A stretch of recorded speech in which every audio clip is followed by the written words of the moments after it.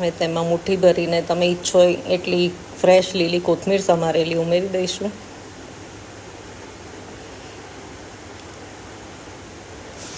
ખીરાને ઢાંકી અને 10થી 20 મિનિટ માટે આપણે રેસ્ટ માટે મૂકી દઈશું.